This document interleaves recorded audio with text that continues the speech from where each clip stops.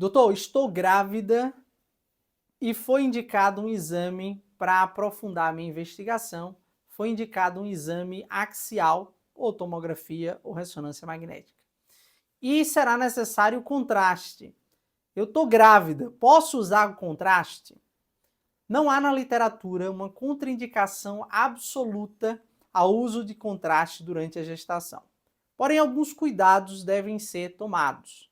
Se você usa o contraste na tomografia, que é o contraste iodado não iônico, é recomendável que após o nascimento a criança faça uma avaliação, principalmente aí em relação à tireoide, acompanhe a relação da função renal, apesar que isso é muito mais por um cuidado excessivo do que evidência expressiva na literatura de complicações relacionadas ao contraste da tomografia.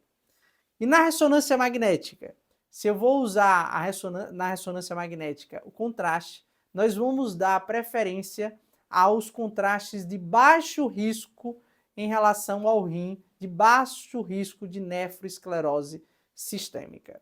Então, por isso é importante que saibamos se você está gestante e se vai ser necessário ou não o uso de contraste. É muito importante esse contato, essa discussão entre o médico radiologista e o médico assistente. É importante a gente saber com detalhes qual o motivo da solicitação da sua ressonância magnética, quais as dúvidas que devemos esclarecer.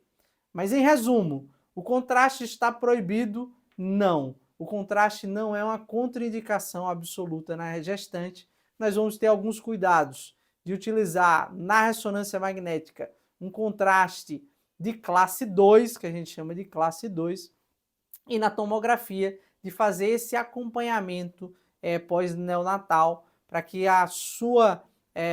o seu neonatologista, o seu pediatra da sua criança saibam desses detalhes para um acompanhamento, mas por cuidado do que de grandes evidências na literatura. Maravilha? Então não é uma contraindicação absoluta, deve ser avaliado apenas com cautela. E o mais importante de tudo, como a gente falou no vídeo anterior, é importante saber a indicação se é realmente pertinente, porque em muitas das situações a ultrassonografia resolve boa parte desses problemas. Mas, em caso de necessidade de investigação de métodos axiais, primeiro, preferível a ressonância magnética, para depois, em eventualidades, a tomografia.